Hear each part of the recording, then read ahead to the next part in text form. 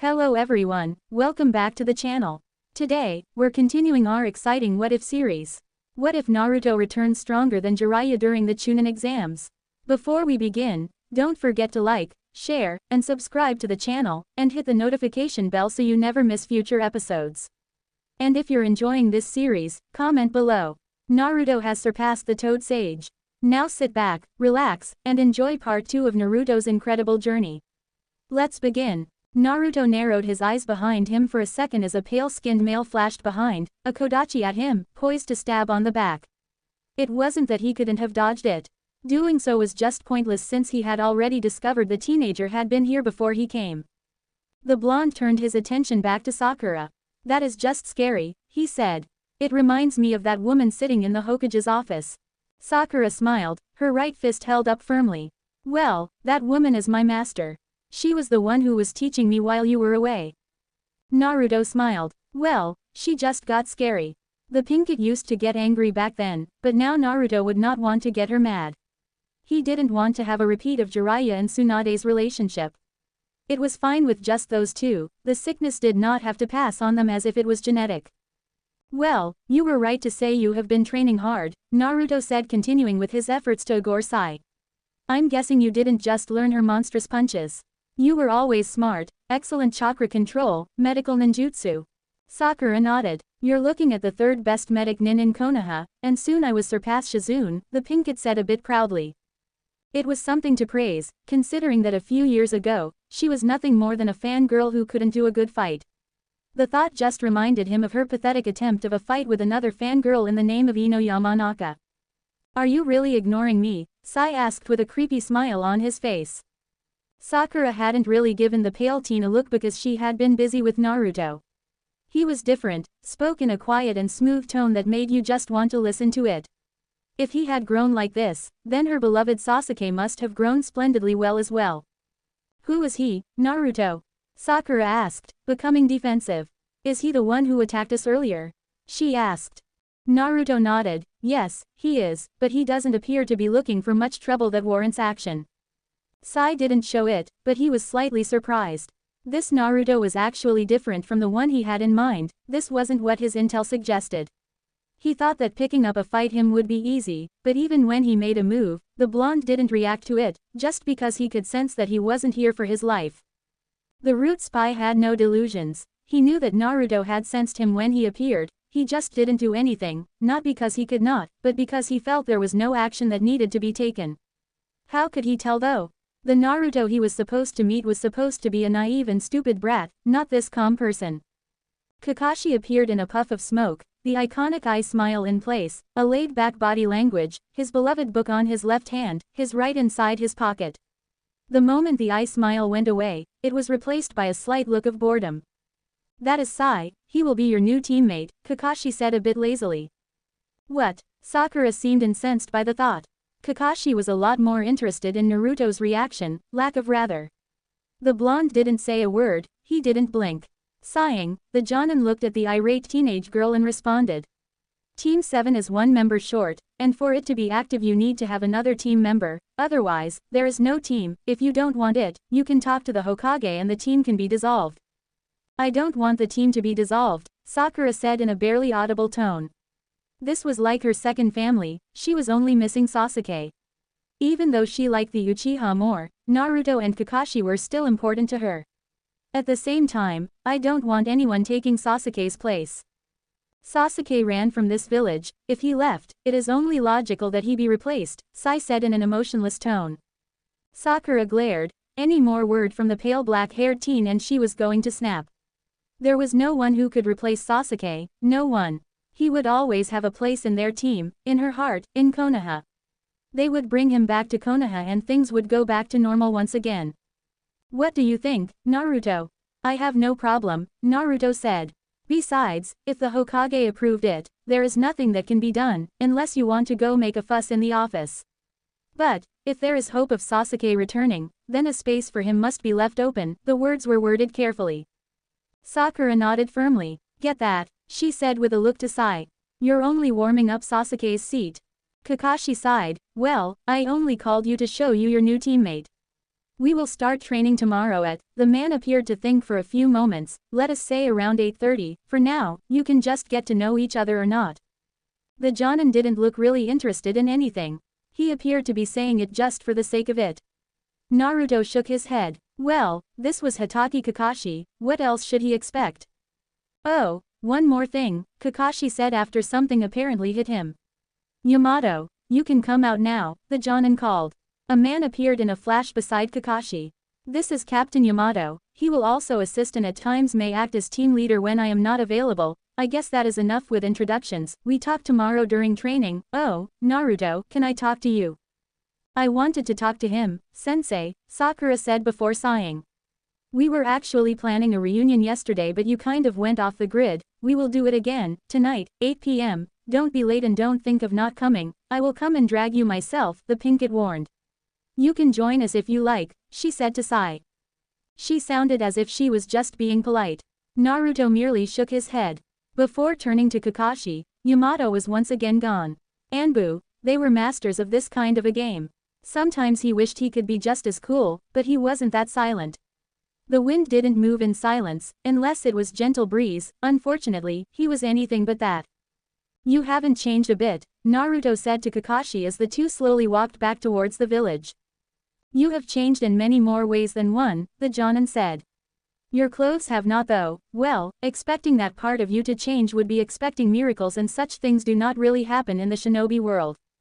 Naruto laughed, don't be like that, Kakashi-sensei, the blonde said. Miracles do happen, but this thing kind of holds some sentimental value for me.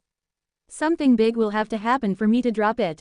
It is just like my apartment, I don't plan on changing it because of the sentimental value it holds. Well, now I can't do anything because I'm actually broke. Kakashi raised an eyebrow. Since when did you start holding things like that? Since I heard Jiraiya-sensei use the word, Naruto said with a smile. When you spend your time listening to a man, you slowly start to pick up some things about him because the reality is that what he says influences you in many ways. Kakashi looked thoughtful as he tried to imagine Jiraiya speaking wisdom to Naruto. It was even difficult to comprehend that Naruto was the kind of person who would listen to someone talk. Well, things do change and there was enough that has happened in Naruto's life that shouldn't surprise people if he changed. It was like if he snapped. Most people would not be shocked, but would actually ask, he finally snapped. Yamato, Naruto started. From the information Jiraiya gave me, he is a former root operative and a Mokuden user, the blonde said. It was interesting that Jiraiya would tell something like that. It wasn't really a secret but he just didn't think that Hisanin would tell it to Naruto. But this just meant that the level of trust between the two had grown and that Jiraiya trusted Naruto to know things that were not known to the public. If that was the case, what more information did Naruto know? The Sannin was a spy master, so he had all kinds of information. Why would Jiraiya tell you something like that? Mokuden was the reason he informed me. He assumed that when I returned to the village, there might be someone put closer to me because I am a Jinchuriki. Well, not because he was a Jinchuriki but because they wanted to keep the Biju in check as if he had already gone out crazy or was manipulating him. Naruto felt insulted by the thought. It was Tsunade who could make the decision and honestly, he was disappointed. It just meant that the woman didn't trust him with the power. Was he some child that needed to be supervised? This really made him feel as if he was a ticking time bomb that had to be shackled in case it decided to set off. I guess there is no reason in denying anything, Kakashi said calmly. Hokage-sama suggested that he be brought just in case something happens. I guess this is because Jiraiya-sama told her that you have learned to use the Kyuubi's power. Previously, you were only able to use it after experiencing intense emotions. The Jonin took a thoughtful look as a memory flashed. Well, you did use it on your own during the Chunin exams. Well, I had to win that battle, Naruto said. Kakashi didn't waste time before changing the subject. I actually wanted to know how you've been doing. We didn't get to talk much after everything, and I have kind of missed you after this past years. If I was a little cynical I would have found that to be amusing, Naruto started calmly. You're the guy who hardly taught me anything and worse, got Ebisu to teach me in preparation for the Chunin exams. Ebisu of all people, my taijutsu was lacking, there were a lot of flaws in my fighting style, and yet you gave me a babysitter to train me. Kakashi winced at that. Maybe he should have done better knowing that Naruto was going to face someone in all aspects of skills bettered Naruto. It had not been skill that won Naruto the fight with Neji, but will and determination. He could not take credit for any of that, he was merely a sensei to Naruto by name. If, Kakashi said. He smiled, I guess you don't resent me for it then, he said it in a mildly bitter tone. I'm not into hating people, Naruto responded calmly. That has always been a quality that makes you stand out, Kakashi said. But truly, I did fail you as your sensei. I should have done better, considering, the Jonin trailed off, biting his lip. He nearly said something about Naruto's father having taken his time to teach him. Well, everything, he eyed Naruto to see if the blonde had noticed it, but there was nothing in Naruto's expression to suggest he did. Maybe, but while you may not have done much, personally, I learned valuable lessons about life from you. There are things that I cannot forget. The memories with Team 7, everything was okay because you were our sensei, Naruto said in a calm tone. You have certainly grown, Kakashi said a bit proudly. So, how was your trip with Jiraiya-sama? I'm sure he took you through a lot of things, the man added with a slight perverted smile. Kakashi was certain of it, the Sannin wasn't the greatest model, and if he was willing to get off with Naruto's sexy jutsu, then he could certainly get far. It was what you call a roller coaster, had its highs and lows, but through everything, I learned a lot of things about life, this world, shinobi, jutsu, so many things, it was fun, Naruto said without going into detail. Kakashi fell short of saying that he was expecting something a little naughty, but it was fine. Naruto did seem to have gone through a good growth period that should serve him well in the future. You're gonna have to get along with Sai, though, why did you ignore him anyway? Jiraiya has taught me that you should be able to read the atmosphere, and at times, I try to take it literally. He obviously had his reasons for trying to pick up a fight, but since he had no negative feelings that would make me nervous, I decided it would be pointless to go about it like that, Naruto responded calmly. Even Guy doesn't just attack you, he first requests a challenge. Kakashi just shook his head. There was nothing wrong with what the blonde Uzumaki had said, he just didn't have a comment on it. I look forward to seeing how far you have gone with your training. Tomorrow, the Jonin waved his free hand before taking another direction. Once Kakashi had disappeared, Naruto looked up into the sky, just wondering what he could do. He had a lot of time before he was able to see the others, it would be later on, he had the whole day to himself.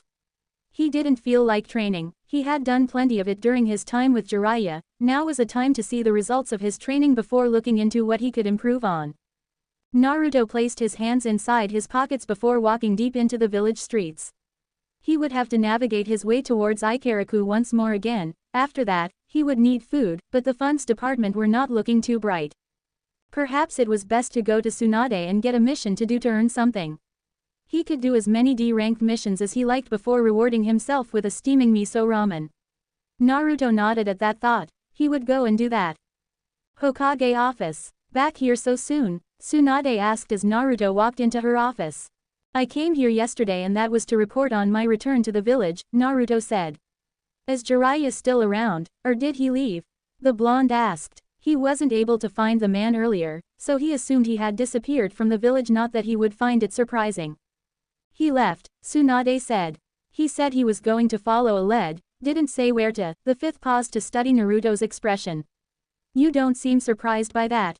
The pervert doesn't like standing at one place, he likes moving around to exercise his freedom to go to any land he pleases to visit, Naruto said with an air of indifference. I'm here for a mission. What you can find for me, after completing it, I will come back for more. Tsunade stared. Naruto stared back, causing her to sigh. The only difference with a couple of years ago is that you were loud about it, the blonde cage said. Why do you want a mission? Others are still meeting with their teams, but you could join in if you like. My team meeting was short, Naruto said. Maybe Kakashi didn't feel like it today, the blonde said. In any case, I really need a mission. Any rank, even D rank, as long as it is within the walls of the village, I will do it. Since when do you willingly request for D rank missions? The question seemed to amuse Naruto. In reality, it wasn't the question, he was amused by his past behavior. It hadn't mattered who had been in the chair, even with the Sandaime, he had demanded hard missions to be challenged. D-rank missions were just chores after all, and in his competition with Sasuke, he couldn't get on top while weeding grass and chasing rebellious cats. Since now, Naruto said. Now are you going to give me the mission, Ba-chan? Later day, Kiba glared heatedly at the bottle of juice that was sitting in front of him. He wasn't alone, members of Team Asuma and his teammates were also present along with Sakura. Team Guy would have been invited, but they were currently out on a mission. It wasn't the reason the Inuzuka was staring at the glass though, he was staring specifically because it was juice. He wanted to drink some alcohol. They were out with no one to tell them what to do and what not to do. His mother wouldn't even complain much if she knew he was drinking. Besides, he was a shinobi. There was that saying, old enough to kill, old enough to drink. Between killing and drinking, what was worse? Do we really have to drink this thing? Kiba asked, looking at Ino, who had organized everything. We don't have these kinds of nights often, some sake would make it a special occasion. Sakura was quick to respond before Ino could, not everyone drinks alcohol, Kiba. Some of us still see ourselves as teenagers and we want to live out our years doing the normal things that teenagers do. True, there was a lot of things in the shinobi world that went wrong in a very low moral standing ground. Even so, Sakura liked to believe that one could still decide how they lived their life regardless of the environment that surrounds them. Just because the world was surrounded by corrupt people didn't mean that they also had to be corrupt.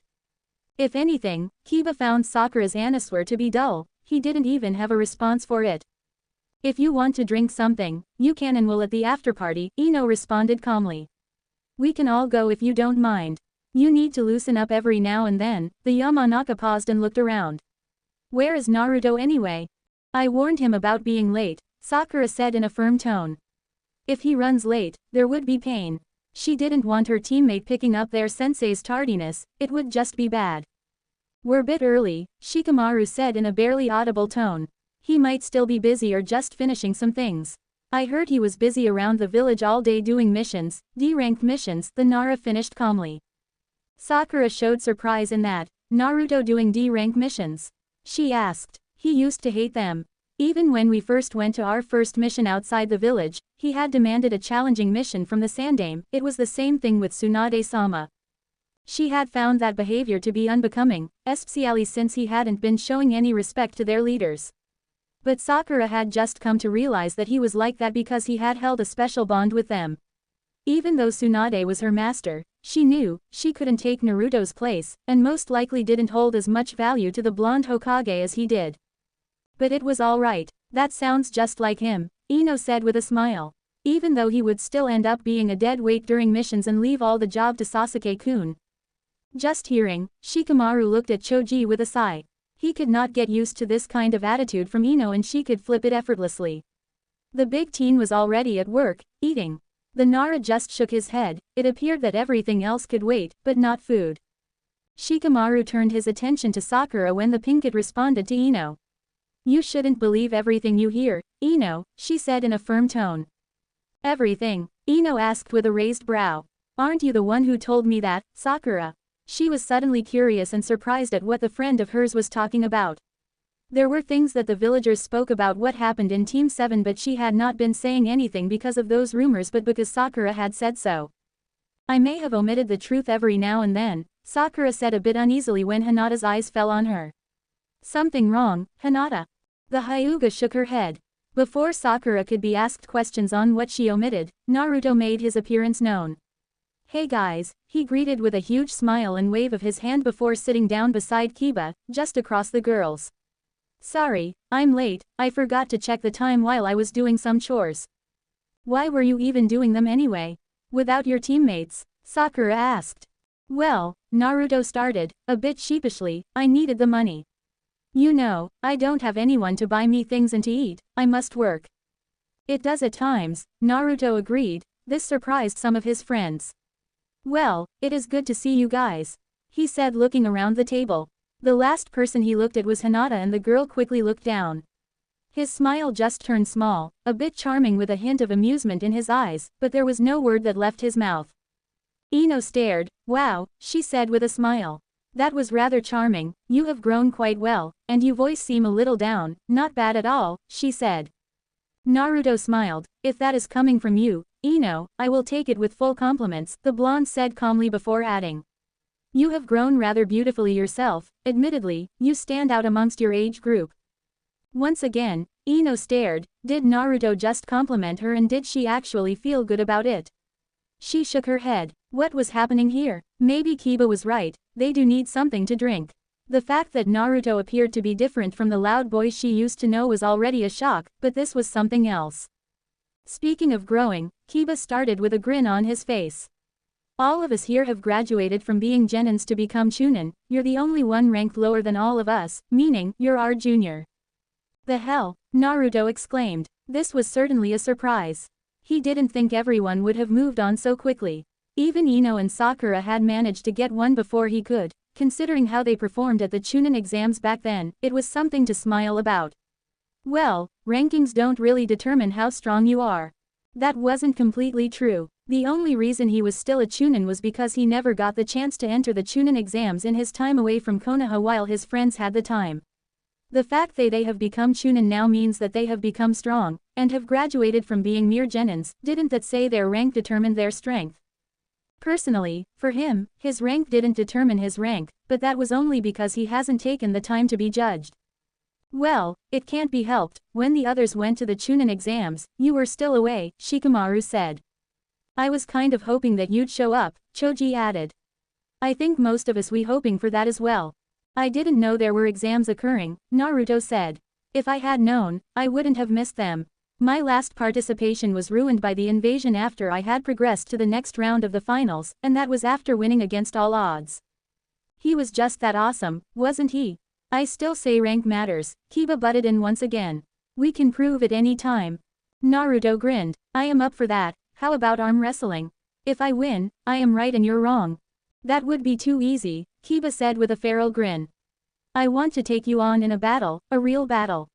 I have not forgotten that you defeated me at the preliminary exams. Settled, Naruto said. I will take on tomorrow, but for now, how about we enjoy the night? I have missed you guys. Not long ago, Naruto had graced this training ground as an idiot who only thought about being better than Sasuke and trying to look good in front of Sakura. The former had grown to be envious of his growth, so much that he decided to join Orochimaru and then attempt to kill him. The latter had never loved him, she had turned him down day and night, no matter how hard he had tried. Unrequited love was surely a bitter bitch. Well, at least he could exchange some notes with Jiraiya about the pains of the heart. Jiraiya's time was much more miserable. He had been young and naive, but it couldn't have been at a difficult time for him, being rejected so brutally, when he was alone, when he was trying so hard to be loved and to be appreciated. He was past those naive days though. He would no longer foolishly pursue things that could not get his hands on no matter what he tried. Besides, these days he was in it for something much bigger. It was safe to say that he had discarded his personal desires for something much bigger. He wanted to give his life a purpose, and he would give it that purpose. He just needed the time and enough courage to do what he needed to do. Naruto glanced around the training ground. He had shared so many memories with people he had considered as friends and family. He had been here a day ago with the new Team 7, but, this time, it was a little different. He wasn't here on anyone's order, he was here because he wanted to test something. It had nothing to do with anyone, but his own ideals and what he wanted to see from these people that he called friends. He wasn't just going to see what Kiba could do. He wasn't that of an arrogant person, but the Inuzuka wasn't someone who could give him a challenge, he needed something much stronger to be challenged. He was, nevertheless, not here because he was looking for a challenge, but just wanted to see if these people were as strong as they made themselves to be. They had graduated to higher ranks than he had. He was still just a mere genin and they had higher ranks. Kiba was exploding about how being ranked higher than him meant he was stronger. It was a false impression, Naruto knew, and he was going to prove it to the Inuzuka. Are you going to just space out all day? Kiba demanded from Naruto. The black-haired was becoming slightly impatient with the blonde Uzumaki. Naruto was clearly lost in his thought, but Kiba didn't have all day. He wanted to show off and then go off to do something else. He had duties to attend and missions to attend. He still had his team meeting even. Don't tell me that you're having second thoughts. Kiba asked with a grin. If you're afraid of fighting, we can call it quits. Truth be told, although Kiba was confident about his abilities, he was a little nervous. Naruto hadn't been as skilled as Sasuke or Neji, but he had the power to fight off those two. He had won against a prodigy and he now looked completely different from the way he was back then. Naruto's eyes fell on Kiba for a moment with nothing in them. He then smiled. You don't frighten me, Kiba. Naruto said calmly. I'm a little glad that everyone else is here. You are all my friends, and I want to test something, I want to know if you are really strong enough to stand what is about to come. Shikamaru grew curious the moment Naruto said those words, with that mysterious tone. Perhaps he was feeling something in the air, but he felt there had been a chill that went down his spine when Naruto spoke. The blonde was talking about something that neither of them knew. He wanted to know what it was that Naruto was talking about, because the blonde looked serious. Naruto of the old may have been a loud-mouthed idiot, but even then, Shikamaru had taken some things he said seriously. As troublesome as it was, this appeared to be something he could not simply ignore, especially since this Naruto was different from the old one. What do you mean by that, Naruto? Shikamaru asked. We know we are friends, you don't have remind us, Sakura said. We are missing Sasuke, but we will always be friends, no matter what. Sasuke had deserted Konoha, but they were still planning to get him back. He was still their teammate and friend, he was just lost at the moment, but they would get him back and things would go back to normal. Sakura was certain of it. She had hope and she would not lose it. So no matter what happened with any one of them, they would always be friends. As smart as she was, Sakura was certainly naive. Naruto would have thought that someone experienced as Tsunade would have taught her better. Jiraiya had showed him the cold truth of how people live in the rot within the hearts of men. He had seen so many despicable things that people do to each other, it was unpleasant and it made him see the hearts of some people as the hearts of evil. There were things that people could never turn back from. If he went through what he wanted to do, she would not call him a friend. They would look at him with contempt. And perhaps as his teammate, Sakura would feel a lot more obligated to stand over him to end his life. However, something had to change if she wanted to have a chance in making that miracle. During these past years, I saw so many things, the good and the bad, but mostly the bad. One thing remained constant: if you are weak, those strong will abuse you. It's not always the case though. Friends can fill the gaps, where one fails, a friend can fill that gap. Naruto said before shaking his head. Perhaps this is a little too much for you. They have been sheltered in this village for far too long. Perhaps there are a few things that they too have experienced but they were still ignorant to what truly happens in the world outside. Naruto only hoped that they stayed together at all times, because it was this friendship that would save them.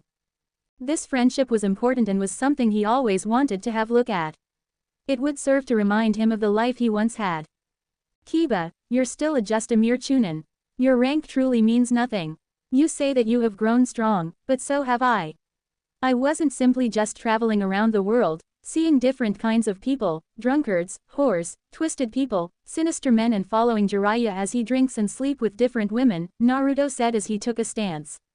I was also training. I won't compare, but my training was brutal. Kiba noticed. Naruto's expression changed entirely, even the look on his eyes. It wasn't the same Naruto who had been smiling moments ago, the same Naruto who had been drinking with his friends last night. This was a different person. He was staring at a battle-hardened shinobi. Ready, buddy, Kiba said to Akamaru, with a grin. Confidence before a battle was never an issue for the Inuzuka, Naruto knew that. He just hoped that the confidence didn't bring out that demon of arrogance. Sasuke had possessed much of it in abundance and in the end, he had ended up being nearly surpassed by an idiot who didn't know damn about what a skill was. Without even waiting for the Inuzuka to attack him, Naruto disappeared via gusts of winds. Kiba felt a breeze hit his body from behind. While he wasn't sure because his nose couldn't pick up the scent cleanly because of the breeze, he jumped forward along with Akamaru just for safe measures. Before he even hit the ground, the Inuzuka twisted around, having sensed Naruto. The blonde was in the same spot he had been a second ago, hands clasped together.